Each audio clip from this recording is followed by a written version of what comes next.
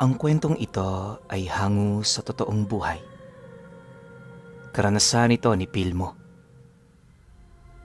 Taong 1960, Ilog, Negros Occidental.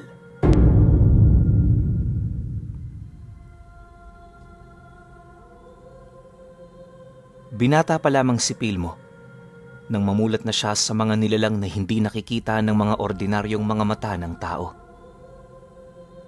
Noong una, inakala niya yung sumpa, pero kalaunay napagtanto niyang isa palang biyaya ang magkaroon ng diwang hiwaga. Dahil sa abilidad na yon, marami siyang naiiwasang panganib sa buhay niya. Ang bawat aksidenteng nararanasan ng isang tao, pinaniniwalaan niyang may kaugnayan sa mga nilalang na yon. Sa maniwala man kayo o hindi, maraming signos na siyang nasilayan bago mamatay ang isang biktima. Ayon sa kanya, kapag may mangingisdang malulunod sa laot, may mga nakikita siyang nilalang na tumutulong sa pagpasa ng mga bangka nito patungong pangpang. Burado ang mukha ng mga nilalang na yan, ngunit sa unang tingin, alam mo nang nagdadala ito ng kamatayan at panganib.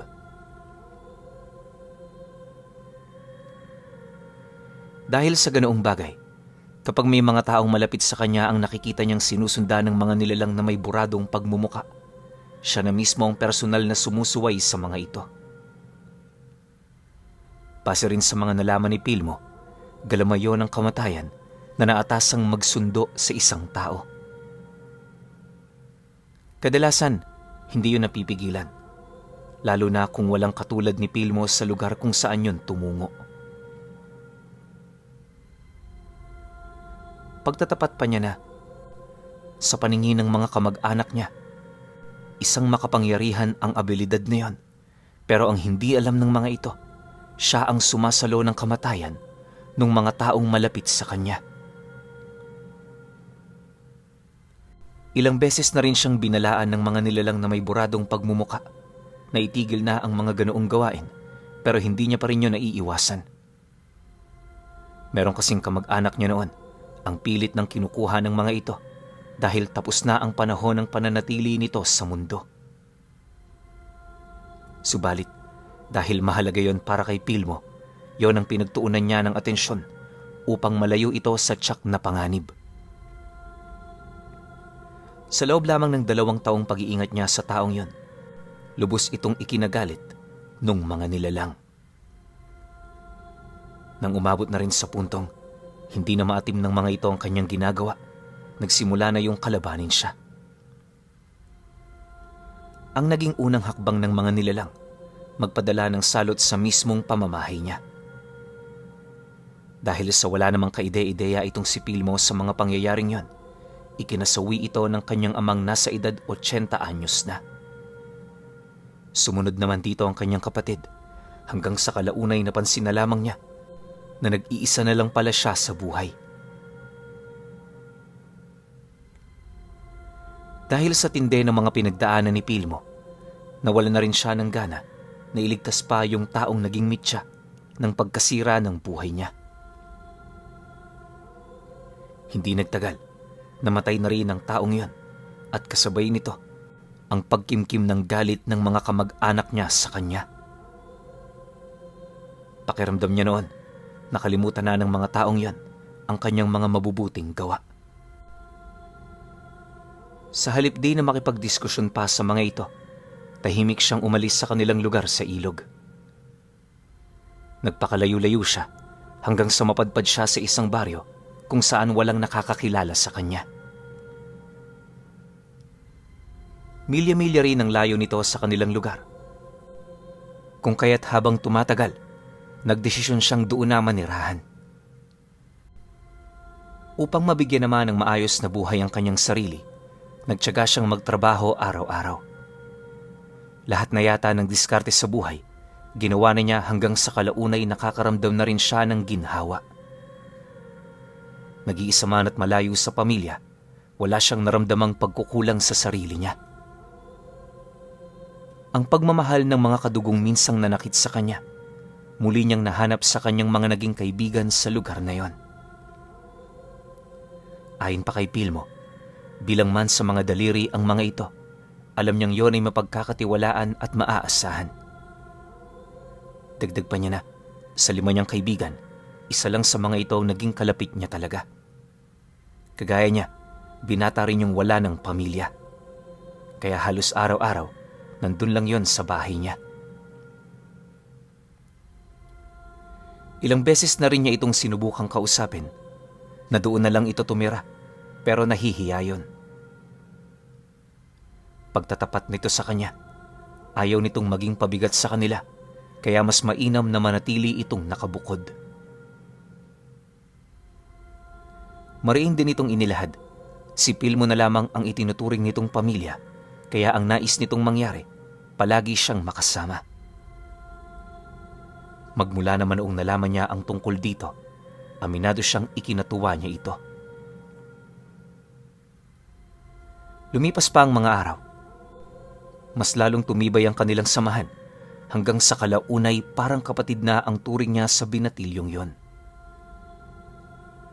Yun nga lang, sa kabila nito, pinili niya pa ring huwag magpakakampante gawa ng naniniwala siya hindi pa tapos ang pakay sa kanya nung nilalang na umubos sa kanyang pamilya.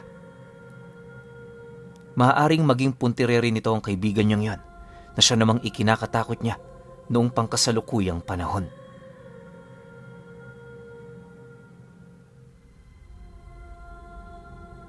Sa pagsapit naman ng taong ito, magbabandang Agosto, may mga nagaganap ng hindi maipaliwanag na mga pangyayari sa lugar nila. Maliban sa pambibiktima ng mga aswang tuwing gabi, may mangilan-ngilan na ring sinasapian ng mga espiritu. Ang mas ikinatakot pa noon ni Pilmo ay nung masipat niya ang mga nilalang na may buradong pagmumuka. Nga pala, para magkaroon kayo ng ideya sa mga ito, para lang din naman yung mga tao na nakasuot ng itim na talukbong.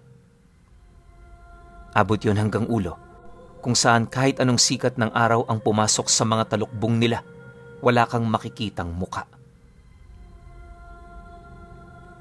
Nakakatakot din ang husto ang mga wangis nito dahil sa mga tanikalang nakapulupot sa kanilang mga kasuotan. Marami ring abilidad ang mga nilalang na yan, kagaya ng kakayahan nitong tumagos sa mga pader at paglahuin ang kanilang mga sarili anumang oras at pagkakataon. Dagdag pa niya na, may kakayahan din yung magsalita, ngunit ang mga dialektong ginagamit ng mga ito ay hindi katulad sa kanila.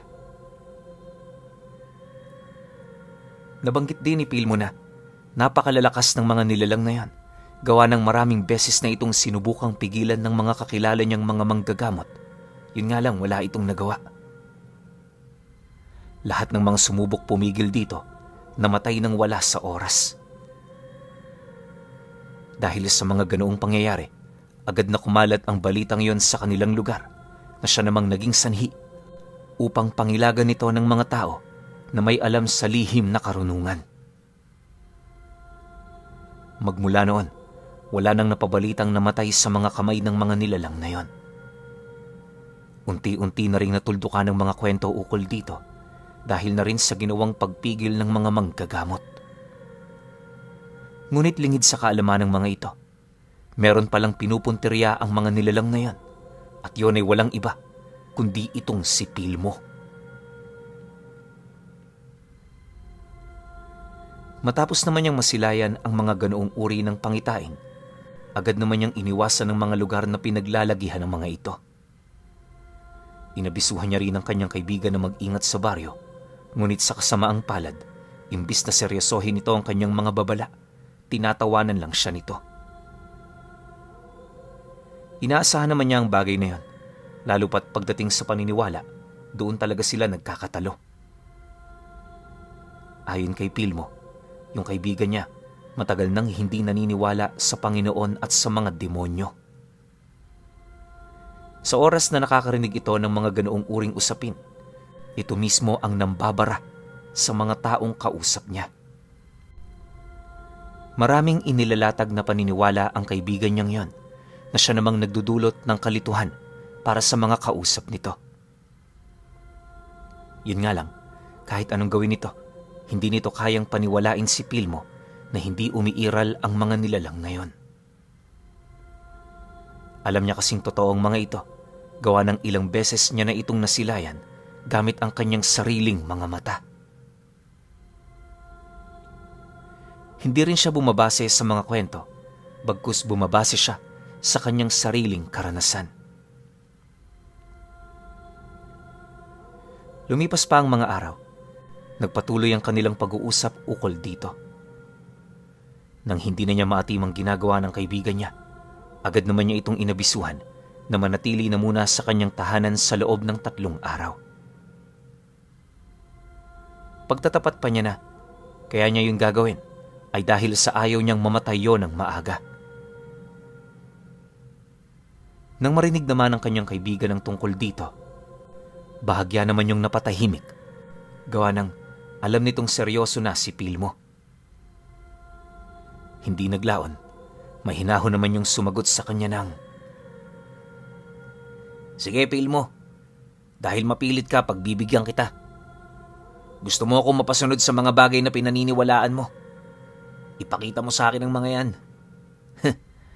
Alam mo naman sigurong yan talaga ang paraan para maniwala ako." Nang marinig naman niya ang sinabi nito, hindi naman niya maiwasang mapangiti, gawa ng sa isip-isip niya, posible ngang mangyari ang ganoong bagay. Dahil dito, walang pagdadalawang isip naman siyang sumang-ayon na siya namang ikinatuwa nito. Alam ni Pilmo na magiging katawa-tawa siya sa kaibigan niyang yon kung sakali mang hindi niya ito mapatunayan.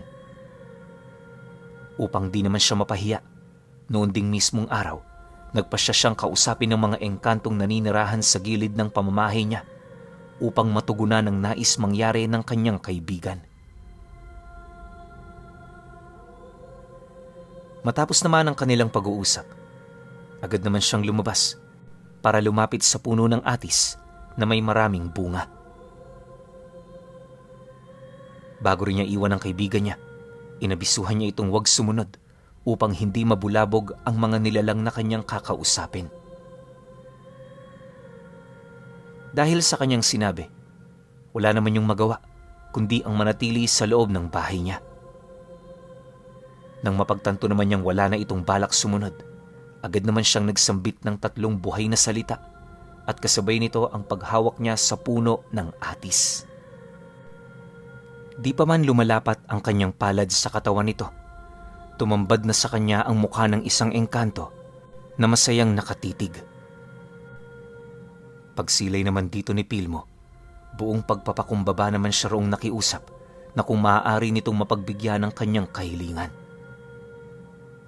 Halos inabot din siya ng kalahating oras sa pakikipag-usap sa nilalang na yon hanggang sa kalaunay na pagbigyan din ito ang kanyang nais mangyari.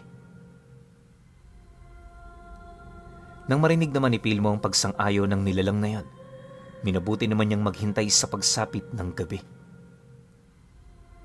Maya-maya pa, pagbalik naman niya sa kinaroroonan ng kaibigan niya, nasipat naman niya yung pangisi-ngisi habang nakatingin sa kanya. Sa pagharap naman nilang dalawa, agad naman yung nagwika sa kanya ng, "Ano? Magpapakita sa akin ang kaibigan mo? Ilabas mo na kasi siya, Pilmo, para naman mapaniwala mo na ako." "Maghintay tayo mamayang gabi. Alam mo kasi, Doy, hindi lumalabas ng may araw ang mga nilalang na hindi nakikita. Kung meron ka mang masilayan sa kanila na tirik ang araw, paniguradong matataas ang uri ng mga ito. Sa totoo lang, kayang magpakita sa iyo ng nilalang. Ang kaso lang may kasunduan ito. Doon na tayo sa libre, para naman hindi na tayo mag-abala pa ng kung ano." Sagot naman niya sa kaibigan niya. Nang marinig naman ito ang kanyang sinabi, wala naman yung nagawa kundi ang magsawalang imik sa mga bagay na kanyang narinig. Makalipas pa ang ilang minuto, agad naman niya itong niyayang magsaka sa bukiring malapit lang sa pamamahay nila. Medyo mabagal kasi ang pagtakbo ng oras, lalo na kung maghihintay sila hanggang sa pagsapit ng gabi. Dahil sa kanyang sinabi, Nagmamadali naman itong kumuha ng mga gamit. Paglabas nito, agad naman silang umalis, bitbit ang kanilang mga panggapas at pagkaing pagsasaluhan nila pagpatak ng tanghali. Inaasahan din nilang maraming magsasaka sa lugar na yon, gawa ng nataon noon, nagabasa ng mais at palay. Pagdating naman nila sa lugar, tumambad sa kanila ang iilang mga magsasaka na kasalukuyan ng naghahanda. Naroon na rin sa lugar ang may-ari ng lupain na siya namang abalang-abala sa paggugrupo ng mga magsasakang magtatrabaho sa bukid niya. Hindi naglaon. Nang masipat naman sila ng may-ari, agad naman sila nitong tinawag, gawa ng parte sila ng pangkat na mauunang gumapas. Inaasahan naman niya ito, lalo pat ang may-aring yon, isa rin sa kaibigan nila Doy. Paglapit naman nila rito, agad naman sila nitong inakbayan, pabulong na inilahad sa kanila ang tungkol sa piging na magaganap mamayang gabi sa mismong pamamahay nito. Nang marinig naman yon nila Pilmo, tumangulang naman sila, pero hindi sila nangako na makakapunta sila. Ang idinahilan nila sa kaibigan nilang yon, may mga gawain silang kinakailangang unahin. Siyempre, wala naman yung naging problema, lalo pat alam din ito na bawat isa sa kanila may kanya-kanyang mga responsibilidad. Matapos naman nilang magkausap, agad naman nilang sinimula ng kanilang trabaho. Pagbaba naman nila noon sa kahon ng palay, dali-dali naman nilang sinimula ng paggapas hanggang sa mapansin na lamang nila na nakakadalawang kahon na pala sila. Maya-maya pa, nang mapansin nilang magtatanghali na, minabuti naman nilang pumanhik na muna sa gilid ng palayan kung saan naroon ang malawak na lilim ng puno ng mangga. Habang kumakain ng pananghalian, wala namang napansing kakaiba si Pilmo sa buong paligid. Akala niya, isa na naman yung pangkaraniwang araw, pero bago pa man sila matapos sa kanilang pagkain, laking gulat na lamang niya nang tumambad sa kanyang harapan ang dalawang nilalang na may buradong pagmumuka. Matapos naman niyang masilayan ang mga nilalang na yan, agad naman siyang binalot ng pagkagulat at takot dahilan para hindi siya makakilos sa kanyang kinaroroonan. Sa pagpapatuloy ng kanyang pagmamasid, nasipat naman niya itong nakatayo lang sa kanilang harapan, kasabay ng pagkalansing ng mga kadena na nakapulupot sa kasuotan nito. Maya-maya rin ang pagbuka ng mahaba nilang kasuotan dahil na rin sa lakas ng simoy ng hangin. Habang pinagmamasdan niya ang mga ito, napansin naman niyang tumatagos pa rin sa katawan ng mga ito ang sikat ng araw kahit nakatayo yun, kung saan nagmumula ang malakas na liwanag. Sa puntong yon, nagkaroon naman ng kutob itong si Pilmo na maaaring espiritu lang ng mga nilalang ang kanyang nakita. Iniwasan din niya noong magulat o gumawa ng mga bagay na hindi dapat upang makaiwas sa anumang eskandalo.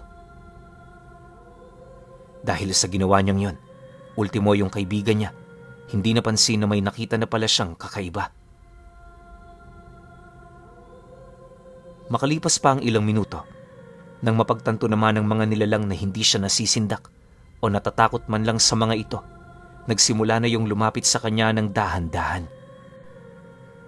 Sa bawat pag-usad ng mga paa nito, sinasabayan naman yon ng mga kakaibang presensya na halos sumindak sa buong pagkatao niya. Ngunit dahil sa tagal na niyang nasisilayan ng mga ito, hindi na siya nito naapektuhan ng husto.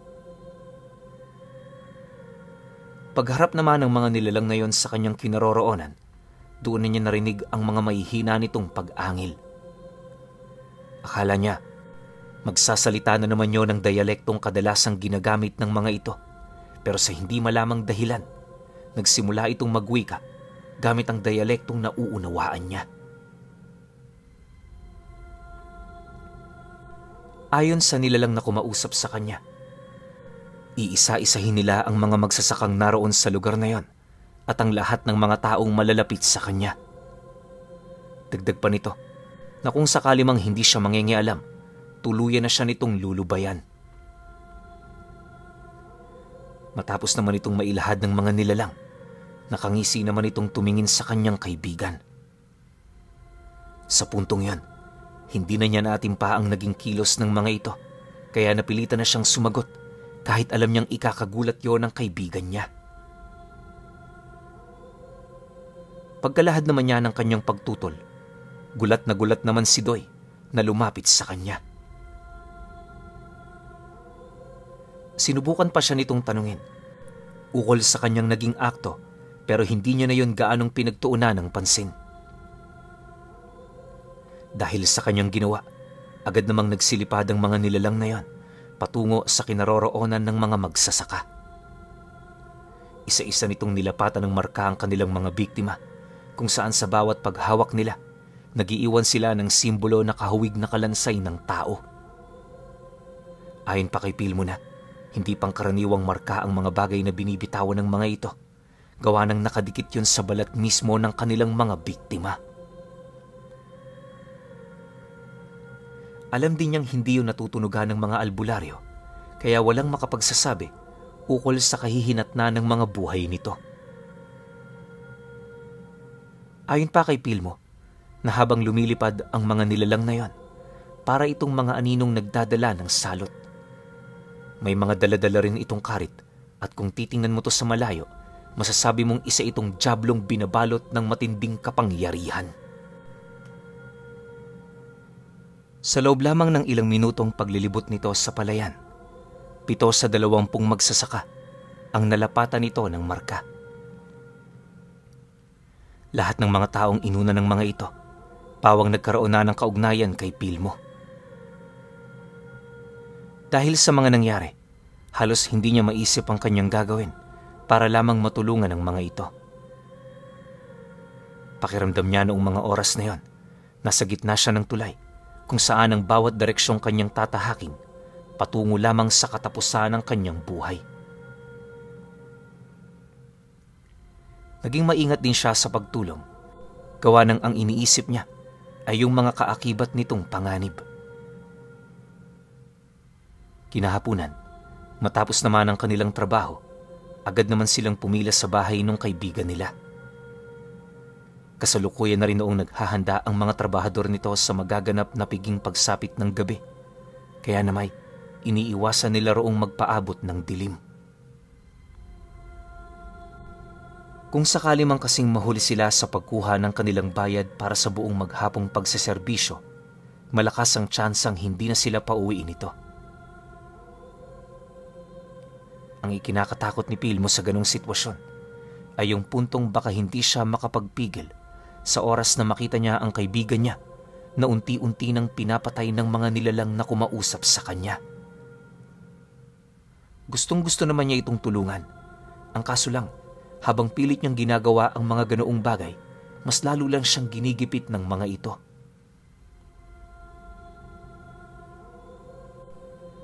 Nalaman din niyang may kakayahan ng mga nilalang na yon na tumawag ng mga aswang sa oras na hindi na talaga nito makontrol ang kanyang ginagawang pangingialam. Dahil sa ganoong rason, hanggat maaari pinipilit niyang iligtas na lamang ang taong pinakamalapit sa kanya. Yun na lamang ang naisip niyang paraan upang magtagal pa siya sa mundong ibabaw. Kalahating oras pa ang lumipas ng kanilang paghihintay. Awa naman ng Diyos, naiabot na sa kanila ang bayad para sa buong araw nilang pagtatrabaho. Pagpasa naman nila Doy ng 2 sakong bigas, agad naman nilang tinahak ang daan papauwi ng kanyang tahanan. Nang makarating na silang dalawa, agad naman silang nagpahinga habang pinag-uusapan ng tungkol sa plano nilang pagpunta sa salo-salong yon. Ngunit, nang marinig naman niya ang tungkol dito, agad naman niyang kinumpronta ang kanyang kaibigan na hindi na sila doon pupunta. Ayon sa kanya, Maliban sa kanilang mga gagawin noong gabi, may mga bagay din siya noong kinakailangang gawin. Dagdag pa ni Pilmo na mapanganib na ang kanilang lugar, kaya mas mainam na maging bihilante sila, lalo na kung nakatalikod na ang araw sa kalupaan. Mariin din niyang inilahad na hindi sila naglalaro, kaya anumang oras maaaring malagay sa panganib ang kanilang buhay. Dahil sa kanyang sinabi, halos hindi naman makapagsalita ang kaibigan niya. Pakiramdam kasi nito, sintu-sintu na itong si Pilmo buhat sa mga bagay na sinasabi niya. Di rin mawari noon ni Doy kung dapat pa ba niya itong pakisamahan pagkatapos ng gabing yon. Ang iniisip kasi nito, kung sakali mang hindi mapatunayan ni Pilmo na totoo nga ang mga nilalang na hindi nakikita, may posibilidad na magpasya na siyang layasan nito. Dahil sa agam-agam ng kaibigan niya, naging matyaga naman ito sa paghihintay ng kanyang mga kasagutan. Habang lumalalim noon ang gabi, nagpatuloy naman ang kanilang pag-uusap hanggang sa kalaunay nagpasya na itong si Pilmo na tawagin ng nilalang na napakiusapan nito. Pagkarinig naman ni Doy sa sinabi ng kanyang kaibigan, doon na ito dahan-dahang tumahimik upang mapakiramdaman ng buong paligid. Bago rin umalis sa kanyang tabi itong si Pilmo, pinaalalahanan niya ito ukol sa magiging kahihinatnan kung sakali mang hindi nito mapatunayan ang tungkol sa mga sinasabi nitong nilalang. Pilmo, hindi naman sa pinag-iisipan kita ng kung ano-ano ha.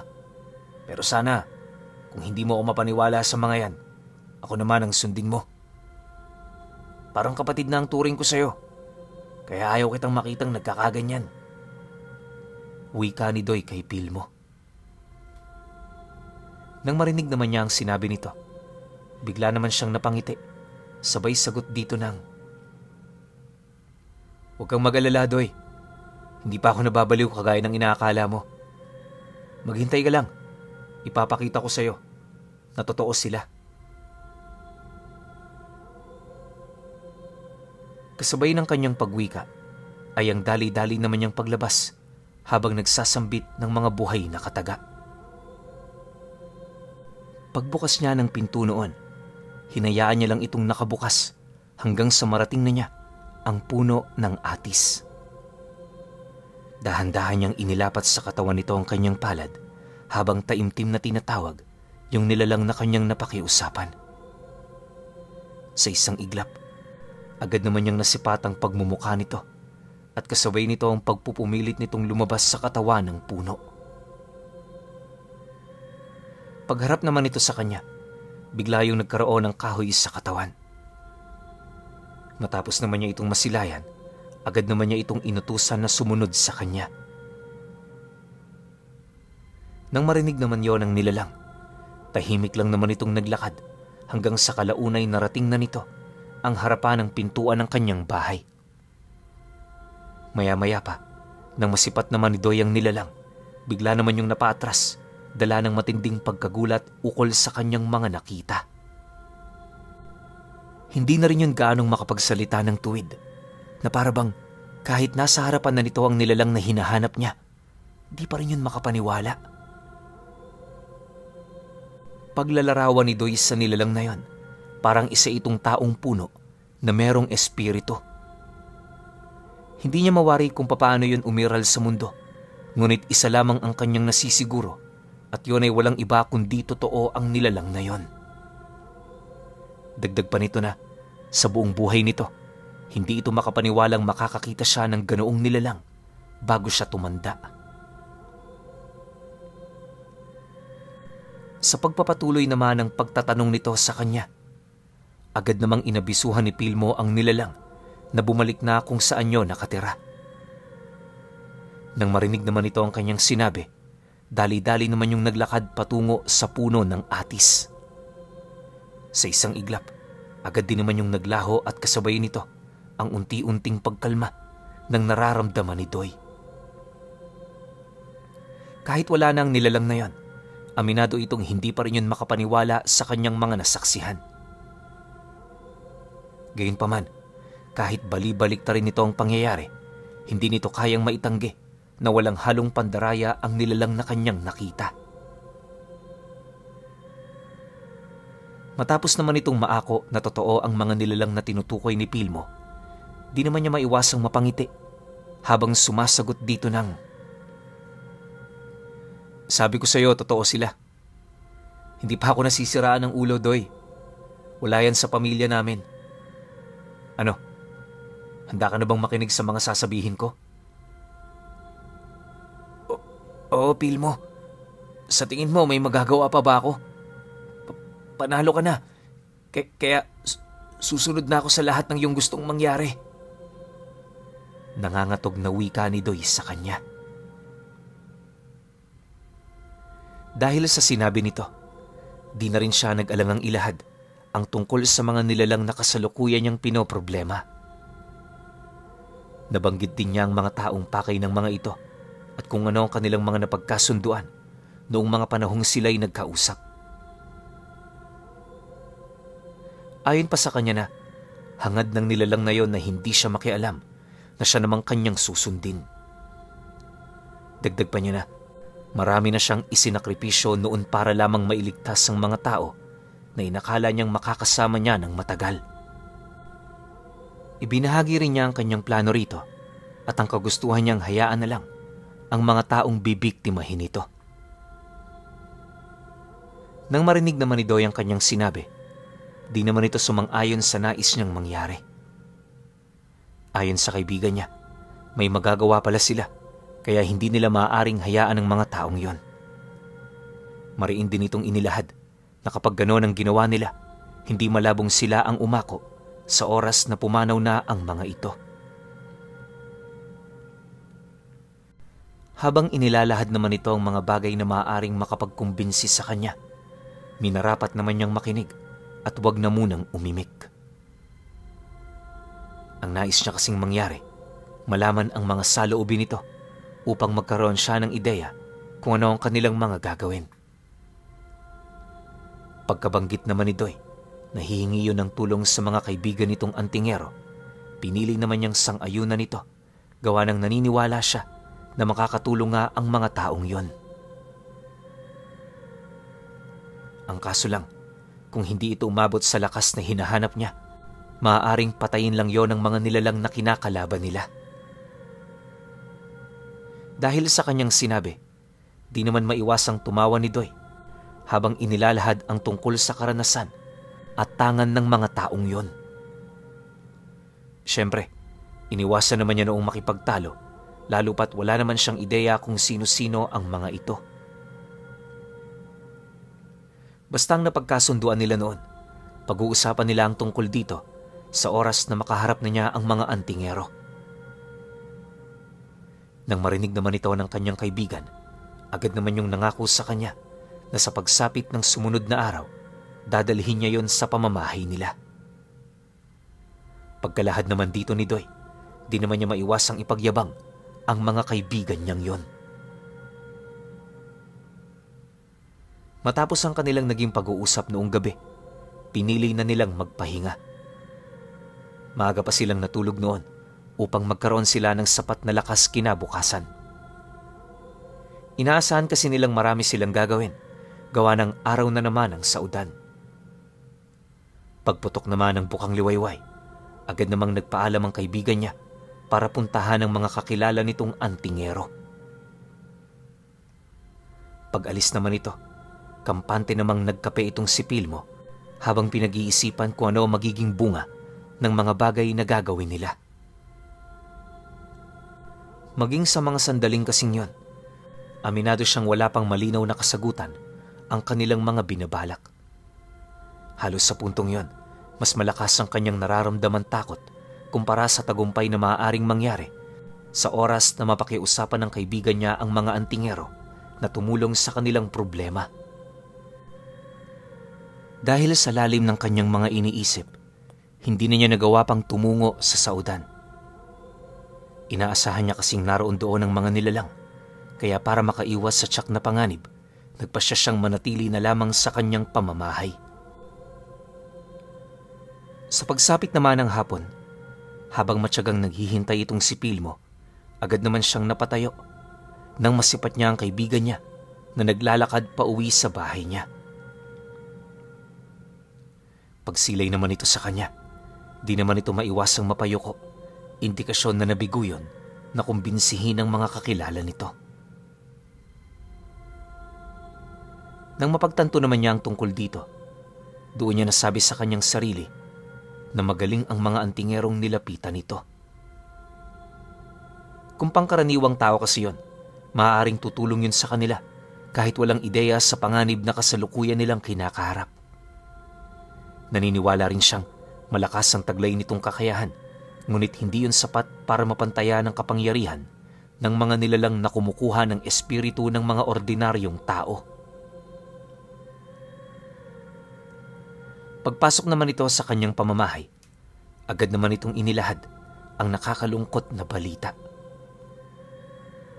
Ayon kay Doy, hindi sila matutulungan ng mga kaibigan nito dahil kasalukuyan din yung abala kung papaano nila tutulungan ang kasama nilang may iniindang matinding karamdaman.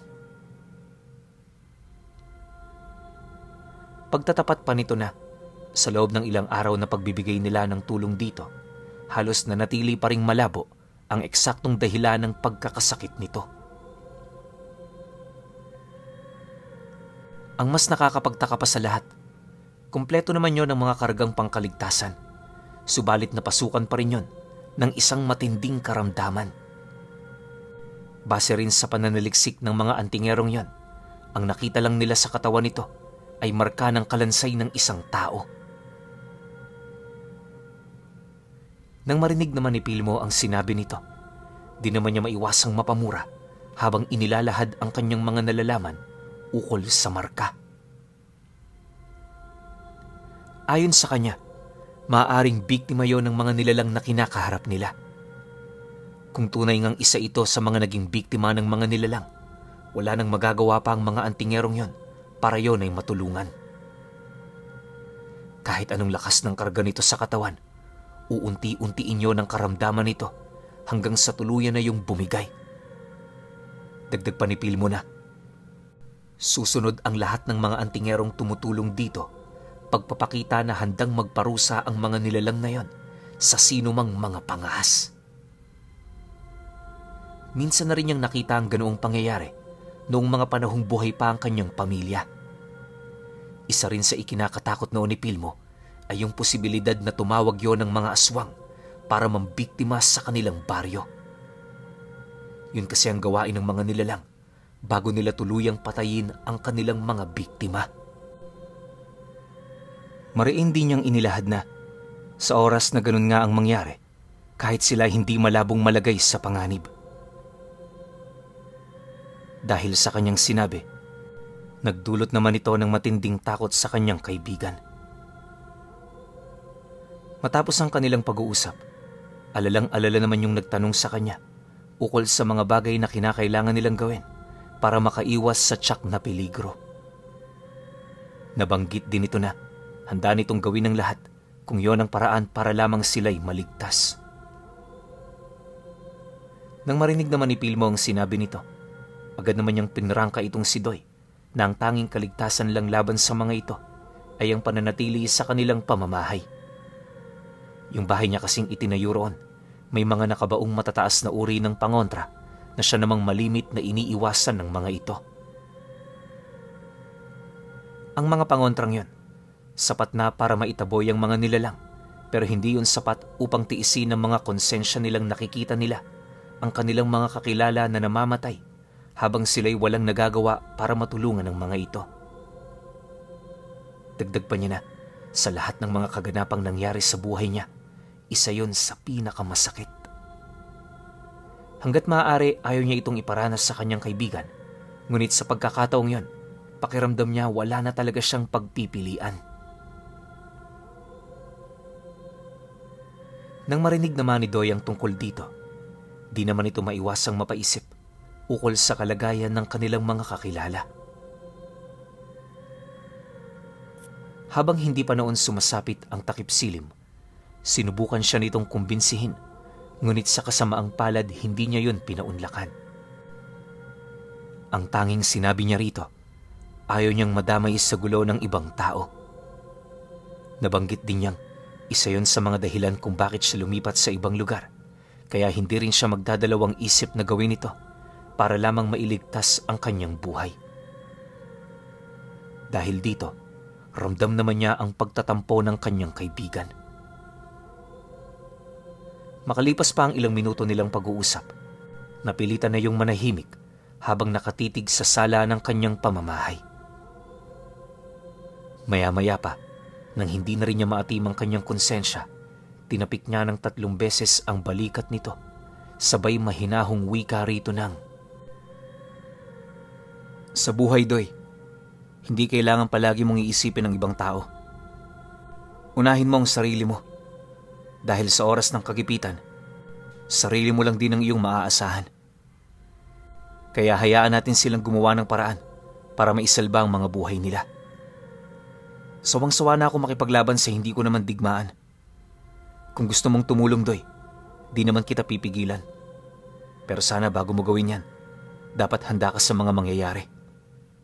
Bago pa lang to sa'yo, kaya alam ko, punong-puno pa ng pag-asa ang iyong espiritu." Dagdag pa niya na, darating ang araw kapag nasaksihan na nito ang lahat, mauunawaan na nito ang mga bagay-bagay na kanyang inilalahad. Nang marinig naman ni Doy ang kanyang sinabi, hindi na ito nagdalawang isip na umalis sa kanyang pamamahay. Siyempre, bilang lalaki at kaibigan, hindi niya na yon pinigilan. Para kay Pilmo, maraming bagay na siyang nasaksihan na mas higit sa ganoong kaganapan. Alam din niya ang hangganan ng pagtulong niya, kaya sa mga sandaling yan, nasisiguro niyang hanggang doon na lamang ang kanyang limitasyon.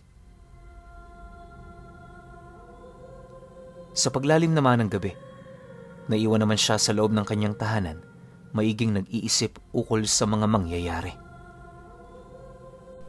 Pagpatak naman ng 10:00 ng gabi, nang akmang papahiga na siya sa kanyang silid, narinig niyang umalulong ng malakas ang isang asong gubat na nagawi malapit sa kanyang bahay. Nang marinig naman ni Pilmo ang alulong nito, agad naman siyang napaupo habang pinag-iisipan ang mga nangyayari sa baryo. Malakas ang kanyang kutob noong mga oras na yon na may mga aswang na sumasalakay sa kanilang lugar. Dala naman ang kanyang kuryosidad, dali-dali naman niyang kinuha ang kanyang sundang, sabay tahak ng daan patungong baryo. Tahimik at mabilis ang kanyang paglakad noon upang hindi siya mapansin ng mga nilalang na umaaligid. Maya-maya pa, pagsilay naman niya sa sentro, laking gulat na lamang niya nang makasilay siya ng 7 taong naglalakad, bitbit ang mga maliliwanag na sulo. Kasama nito ang kanyang kaibigan, kaya naniniwala siyang yon ang mga antingerong nabanggit nito sa kanya. Pagdating naman ng mga taong yon malapit sa bukana ng baryo, tumigil yon sa isang malaking puno para magpahinga at magmasid. Noong una, inakala ng mga ito na walang nilalang ang maglalakas loob na kumprontahin sila. Pero nang akmang aalis na sila sa lugar na yon, bigla naman silang natigilan nang tumambad sa kanila ang isang malaking puno ng saging sa pinakagitnang bahagi ng daan. Dahil dito, agad naman yung nag-usal, ngunit bago pa man nila maikarga ang mga buhay na salita sa katawan nila, 2 sa mga matatandang kasama ng mga ito ang inatake sa puso. Dahil sa pangyayaring yon, doon na nagkaroon ng pagkakataon ng mga aswang na lumabas sa puno ng saging. May mga nasipat din siyang sigbin na bigla na lamang tumalon mula sa karimlan na siyang naging sanhi upang mapalibutan nito ang grupong kinabibilangan ni Doy.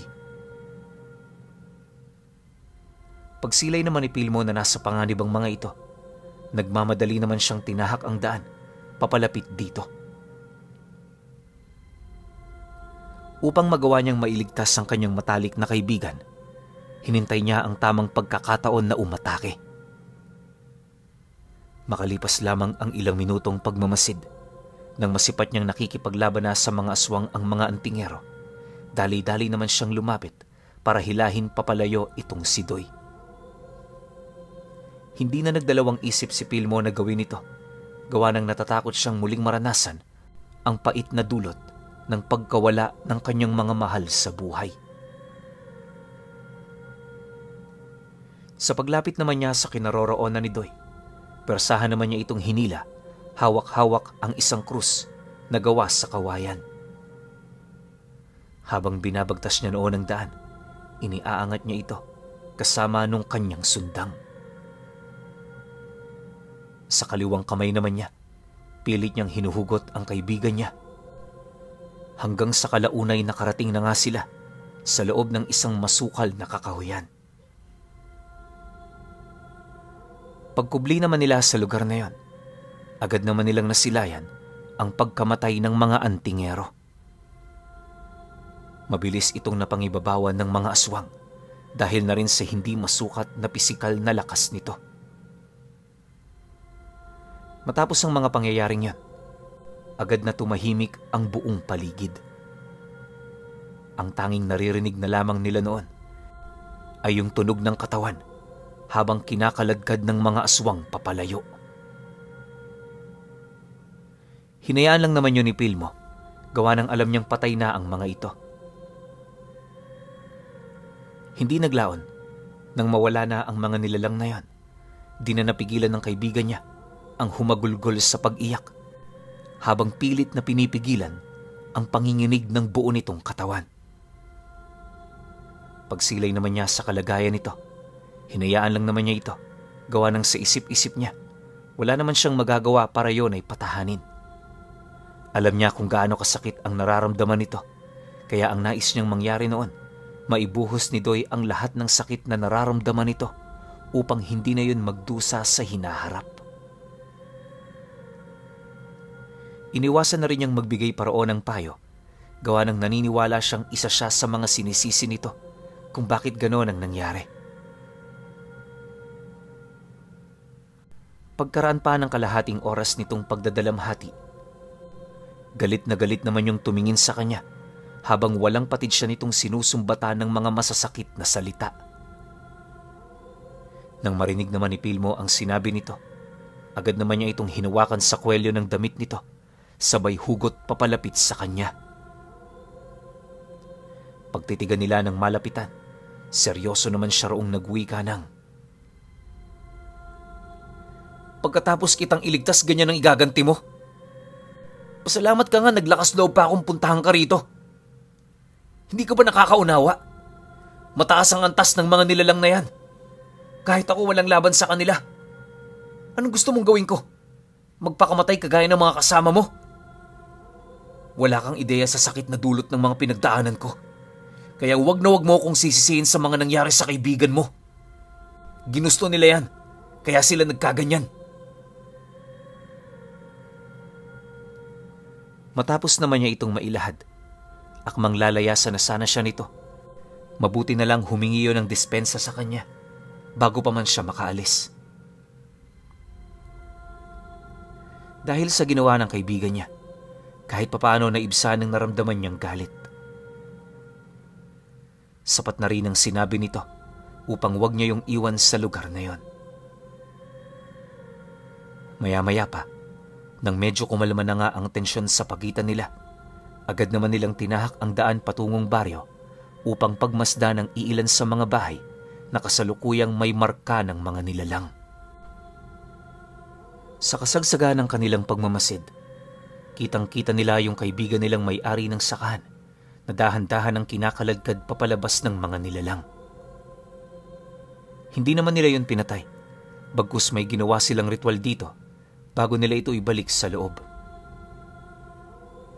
Matapos nun, umalis na sila sa pamamahi nito na parabang walang nangyari. Ganon din ang ginawa ng mga nilalang na yon sa iba pang may mga marka bago nito nilubayan ang kabuuan ng baryo.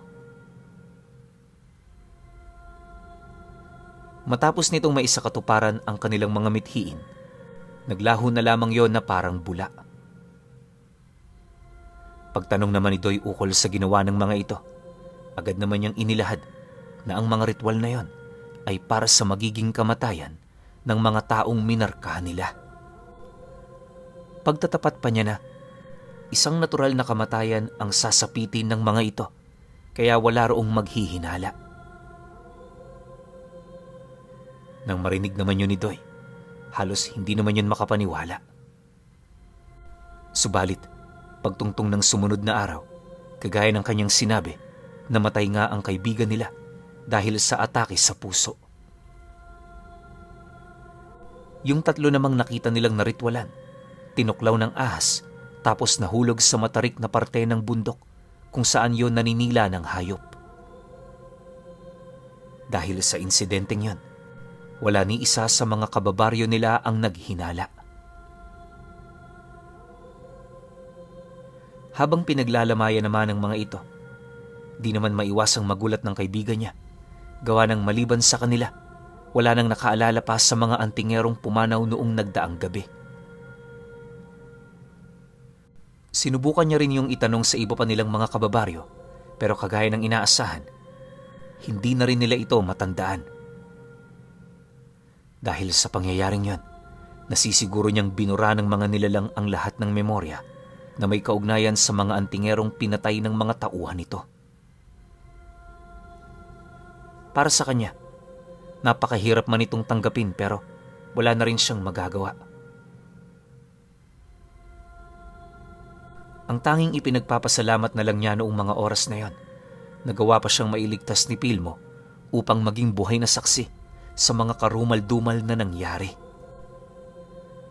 Sa paglipas pa ng mga araw, naging abala naman silang dalawa sa kanilang paninilbihan sa bahay nung pumanaw nilang kaibigan. Mula unang gabi hanggang huling gabi, nanatili sila roon upang maipakita sa mga naiwan nito ang kanilang taus-pusong pagdadalamhati. Lubos naman yung ipinagpasalamat ng asawa nito na siya rin namang ikinatuwa nila. Matapos ang ilang araw na paglalamay, bumalik na nga sila sa kanilang bahay. Ayon kay Pilmo, magiging madalang na ang pagpapakita ng mga nilalang na yon dahil sa nagawa na nila ang kanilang pakay sa baryo.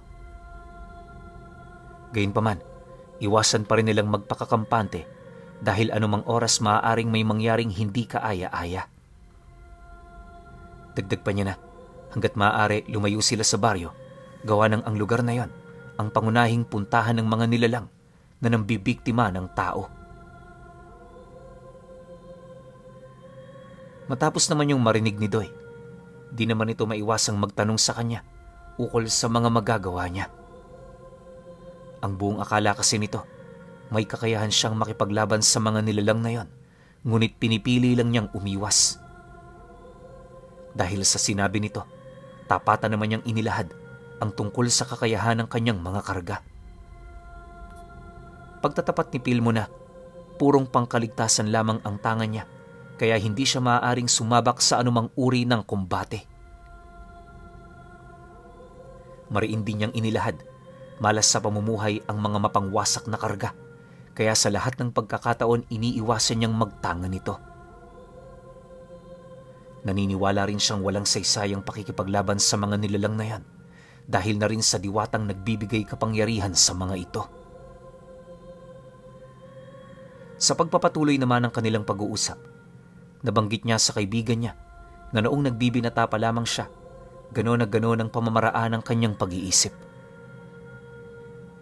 Subalit, nung mawala ang kanyang mga mahal sa buhay, napagtanto niya na ang paghihigante ay magdudulot lamang ng pagkawasak sa kanyang sarili. Dahil sa ganoong paniniwala, nagdesisyon siyang patawarin na lamang ang mga nilalang na pumatay dito. Itinipon na rin niya ang lahat ng mga karga niyang hindi naman kailangan upang simula ng pagbabago ng kanyang buhay. Mula noon, pinili na lamang niyang umiwas sa gulo kaysa pumasok dito. Di naman niya pinagsisihan ng ganoong pasya, gawa ng dahil sa ganoon niyang paniniwala, mas nadagdagan pa ang buhay niya sa mundo.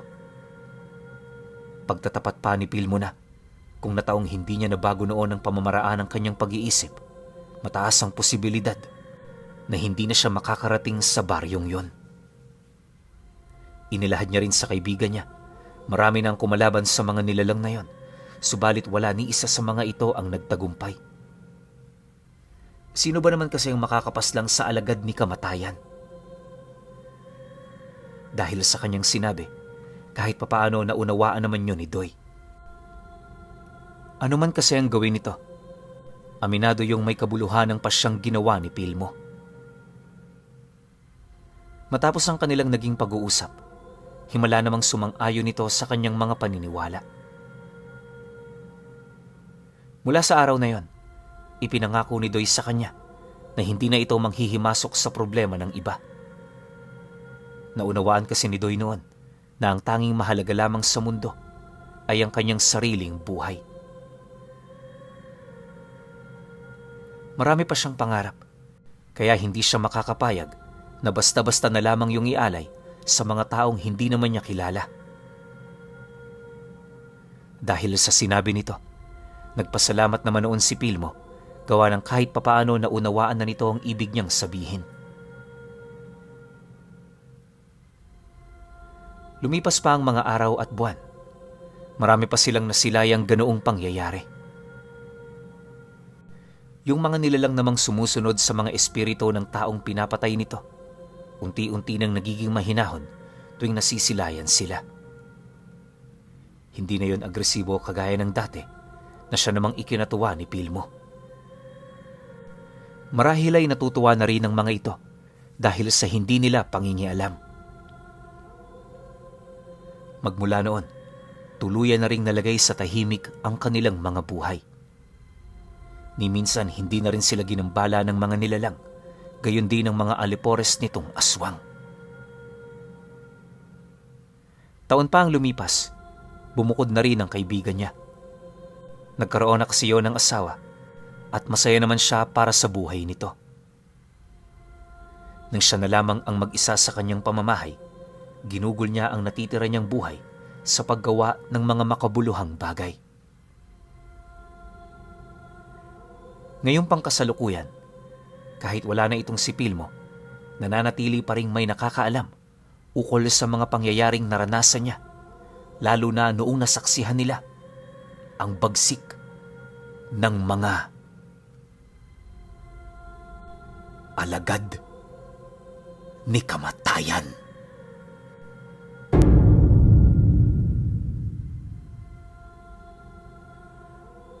Okay. Opinyon ko sa kwento. Napakagaling ng kwento na to. Tapos meron ako naaalala ritong isang tao. Alam niyo kung sino? Tatay ko. Kasi bakit? Yung tatay ko, lahat ng gamit niyan, purong pangkaligtasan.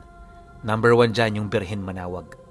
Yan talaga yung ginagamit namin sa lahat ng bagay. Lalo na pag-aalis kami, kapag meron kaming pinag-i-stayan na bahay na medyo creepy yung pakiramdam. Kasi ako, alam ko, marami makaka-relate sa inyo na kapag bago ka ron sa isang bahay, meron siyang pakiramdam na, teka lang, parang may mga nakatira ritong ibang nilalang ah. Yung bigla-bigla ka na lang kikilabutan ng walang dahilan. Alam ko, karamihan sa inyo na experience na yan.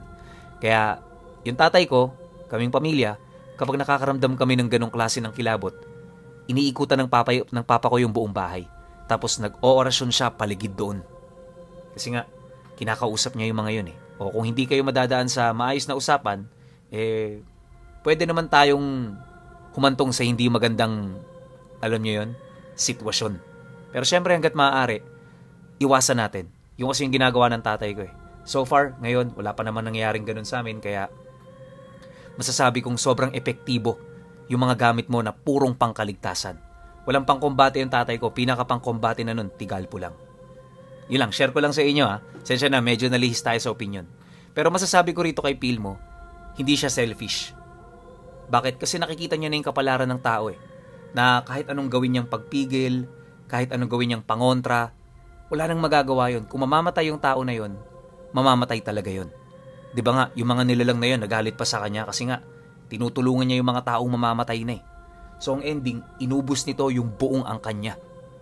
Diba parang sabi siguro ni kamatayan, makulit ka, alam mo na yung mangyayari sa mga tao, sinasabihan mo pa. Hindi mo alam, oras na yan, oras na nila yan. tinakda na yung oras na yan para mamatay sila. Tapos gusto mong ibahin yung landas. Diba? So para sa akin, kaya ginawa yun ng mga alagad ni kamatayan o ni kamatayan mismo para matauhan si Pilmo. Pero maganda lang rito, alam din ni Pilmo yung limitasyon niya. Kaya yung kay Doy, natutunan niyang alagaan muna yung sarili niya bago ibang tao. Very check yun. Hindi yun sa pagiging selfish ulitin ko lang. Pagiging matalino lang yun. Tsaka yung pagkakaroon ng ganito ni Pilmo ng kakayahan, sobrang ordinaryo to, sobrang kakaiba to. Kaya naiintindihan ko siya kung bakit may mga pagkakataon na ayaw niyang tumulong. Pero syempre, opinyon ko lang to. Iba pa rin yun sa inyo. Kaya kung may opinyon kayo sa kwentong ito, comment nyo lang sa baba. Yun lang. Hanggang sa susunod na kwento. Salamat.